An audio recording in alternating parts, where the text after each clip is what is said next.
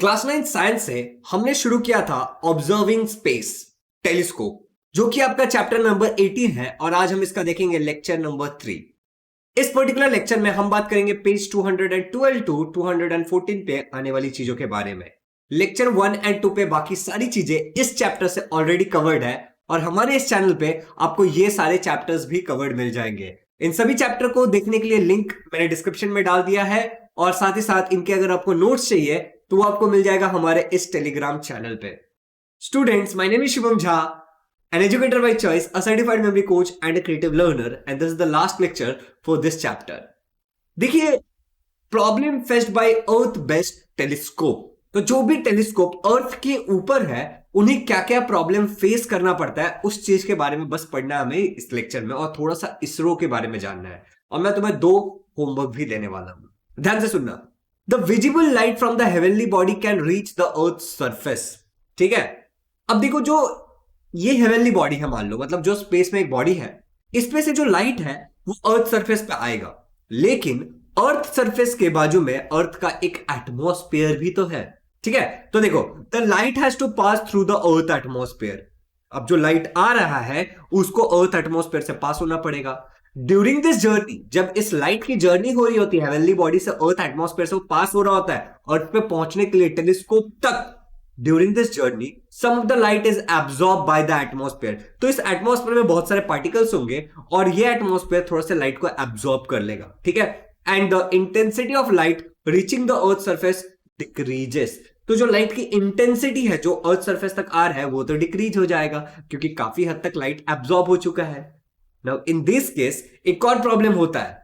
A second problem is caused by the changes in the atmospheric pressure and the temperature. मैं समझाता हूं तुम्हें, पहले पूरा पढ़ लेते हैं। These changes can cause turbulence in the atmosphere, which in turn cause the light rays to change their path slightly and thereby shake the position of the image. इसका मतलब समझना, यहां पे हमारा जो एटमॉस्फेयर है, ठीक है, उसके अंदर कॉन्स्टेंटली टेम्परेचर, ठीक है, और उसका जो रिफ्रैक्टिव इंडेक्स है वो चेंज होता रहता है क्योंकि चीजें एकदम स्टैटिक नहीं है, रुकी हुई नहीं है, थोड़ी सी हिल रही है। ठीक है, एयर है और थोड़ा हिल रहा है, बेसिकली अलग अलग प्रकार की गैसेस हैं। Because of this refractive index change होता है। अब अगर रिफ्रैक्टिव इंडेक्स चेंज होगा तो ये जो लाइट रे आ रहा है वो थोड़ा सा बेंड हो जाएगा। देखो, ऐसे जाना चाहिए था इसको, बट ये थोड़ा सा बेंड हो गया है। ओके, तो ये लाइट रे जब थोड़ा सा बेंड होगा तो उससे भी जो हमें इमेज मिलेगा ना, थोड़ा हिलता हुआ नजर आएगा, शेकिंग नजर आएगा। तुम देखते हो ना, जो स्टार्स होते हैं वो तुम्हें ट्विंकलिंग नजर आते हैं, लेकिन स्टार्स ट्विंकल करते नहीं एक्चुअली। इसके बारे में तुम 10th स्टैंडर्ड में रिफ्रैक्शन ऑफ लाइट में डिटेल में पढ़ोगे। तो ये भी एक प्रॉब्लम है कि ऑब्जेक्ट का इमेज क्लियर नहीं होता, थोड़ा शेकिंग आता है, मतलब हिलता हुआ नजर आता है। इसके अलावा मेरे प्यारे सुपर लर्नर्स, एक प्रॉब्लम और है कि जब मैं दिन की बात करता हूं, because of the sunlight we can not use the optical telescope during the day. अभी सूरज से बहुत सारा लाइट आ रहा है तो हेवनली बॉडी का लाइट थोड़ा कम पड़ जाएगा। अब तुम इमेजिन करो कि मैं तुम्हारे आगे एक बहुत ब्राइट सा लाइट रख देता हूं, उसके पीछे एक हल्का सा लाइट रख देता हूं उससे काफी दूर, तो तुम देख पाओगे? शायद नहीं। तो जो हेवनली बॉडी से लाइट आ रहा है वो कम पड़ जाता है और ऑप्टिकल टेलीस्कोप को हम दिन में नहीं यूज कर सकते बिकॉज ऑफ दिस रीजन, क्योंकि सूरज से रोशनी आ रहा है। अब रात को भी एक प्रॉब्लम है। रात में क्या होता है, सिटी में बहुत सारे लाइट लगे हुए हैं, सिटी के इतने सारे लाइट होते हैं जिसके कारण हम ऑप्टिकल टेलीस्कोप को यूज नहीं कर पाते, हमें क्लियर इमेज नहीं मिल पाता हेवनली बॉडीज का। इसीलिए हम क्या करते हैं, to reduce this problem optical telescopes are situated on the top of mountain at uninhabited places. मतलब कि इस प्रॉब्लम से बचने के लिए हम क्या करते हैं, जो टेलीस्कोप्स है उसको माउंटेन के टॉप पे लगाते हैं, ऐसे जगह पे जहां पे बस्ती नहीं है, लोग नहीं रहते।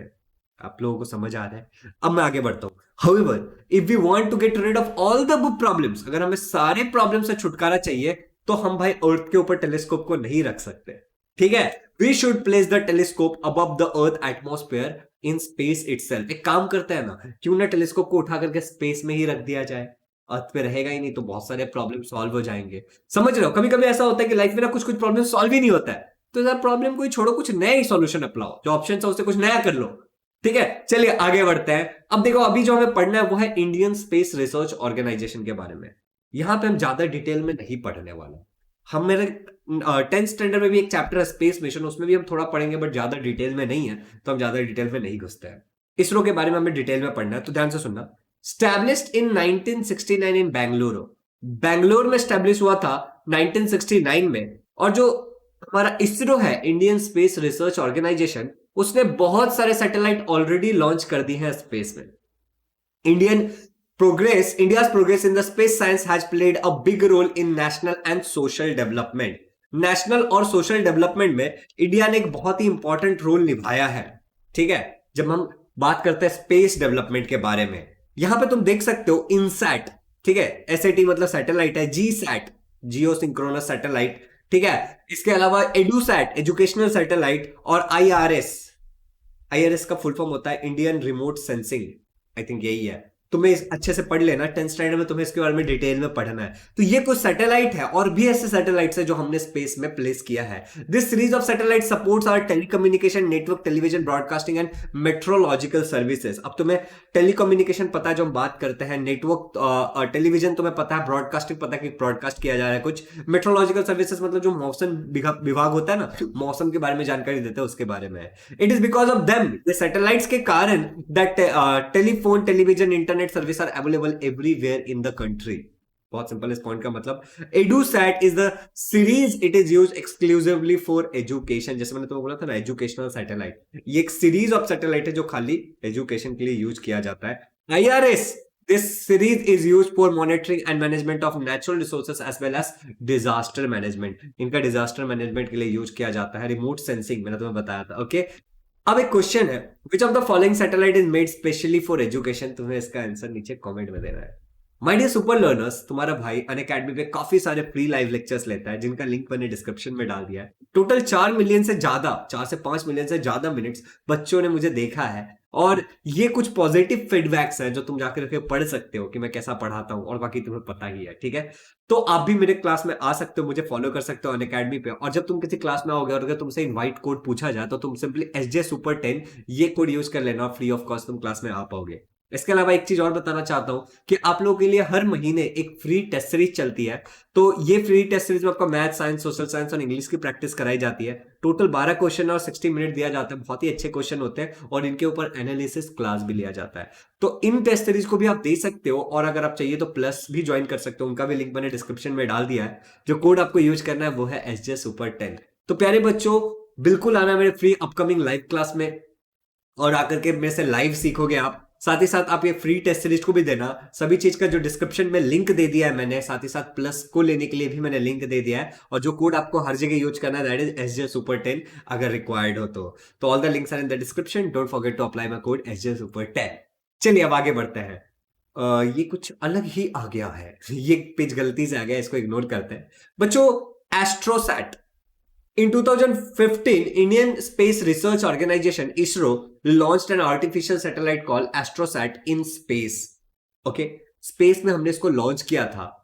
Most of the parts used in this satellite, इस सैटेलाइट में जो ज्यादा से ज्यादा पार्ट था वो इंडिया में ही बनाया गया था, so we should feel proud of it. It is a unique system having different kinds of telescope on single satellite.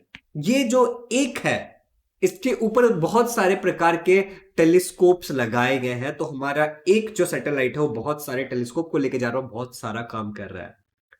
तुम्हें जो मैं होमवर्क देने वाला था वो था कि हबल टेलीस्कोप के बारे में पढ़ना, चंद्रा के बारे में तुम्हारे टेक्स्ट बुक में दिया, जितना दिया उतना पढ़ जरूर लेना, मैं नहीं पढ़ा रहा हूं। आगे बढ़ते हैं। This satellite has ultra violet and X ray telescopes and detectors. इनके पास अल्ट्रा वायलेट, एक्सरेज, टेलीस्कोप और डिटेक्टर्स भी है। Indian scientists are studying various aspects and universe using the data obtained from the telescope, sorry। तो Indian scientist जो है वो study कर रहे हैं बहुत एस्पेक्ट्स के बारे में यूनिवर्स के by using the data which is obtained from this satellite AstroSat. बच्चों अब एक क्वेश्चन है, एस्ट्रोसैट हैज डैश, तुम्हें नीचे कमेंट में जवाब देना है, ABCD में से जो भी है। और यहां पे ये सारी चीजें खत्म होती हैं। बस एक छोटी सी बात कि आप में से जो लोग भी मेरा पर्सनल मेंटरशिप प्रोग्राम को ज्वाइन करना चाहते हैं, उन सभी लोगों को ये बेनिफिट्स मिलेंगे। ऑलरेडी बहुत सारे बच्चों ने ज्वाइन कर लिया और लिमिटेड सीट है। माय पर्सनल नंबर, जिससे मैं आपको पर्सनल मेंटरशिप दूंगा, आपको डेडिकेटेड स्टडी प्लानर बना के दूंगा 10th के लिए, 9th के लिए, जिस भी क्लास में आप ले रहे हो। करियर गाइडेंस आपको मिलेगा, एंड साथ ही साथ 1-to-1 डिस्कशन करेंगे, आपके प्रॉब्लम पे इंप्रूवमेंट रिपोर्ट दी जाएगी, और बहुत सारी चीजें मैंने मेरे गुरुजी से सीखा है, मैंने अपने मेंटोर से सीखा है कि कम प्रॉमिस करो और बहुत ज्यादा डिलीवर करो। कैसे आप डिसाइड करोगे कि ये मेंटरशिप प्रोग्राम आपको लेना है या नहीं है? उसका सिंपल सा तरीका, अगर लाइफ में कभी भी आपको ये महसूस हुआ है कि अगर मुझे कोई गाइडेंस देने वाला होता ना पर्सनली, तो मैं मचा देता, तो ये मेंटरशिप प्रोग्राम आपके लिए है। 1 साल का जो अमाउंट है, you won't believe, it is not 1000, it is not 500, it is not 100 rupees. 1 साल के लिए it is just 99 rupees, but you have to apply this code. The discount code is winner. जैसे आप ये कोड अप्लाई करोगे, description में link मैंने डाल दिया है, तो 1 साल के लिए आपको बस 99 रुपीज देना और आप मेरे पर्सनल मेंटरशिप प्रोग्राम में आ जाओगे। अगर ये कोड अप्लाई नहीं हो रहा, दैट मीन्स के सारे सीट भर गए हैं। So all the best, happy learning, let's meet in the personal mentorship program. And अगर ये वीडियो अच्छा लगा तो इस चैनल को सब्सक्राइब कर लेना, लाइक करके अपनी अटेंडेंस लगा देना, और हाँ, किसी भी ऐसे बंदे के साथ शेयर करना है, किसी भी अपने फ्रेंड के साथ शेयर करना जिसको इसकी जरूरत है। Thank you so much, happy learning.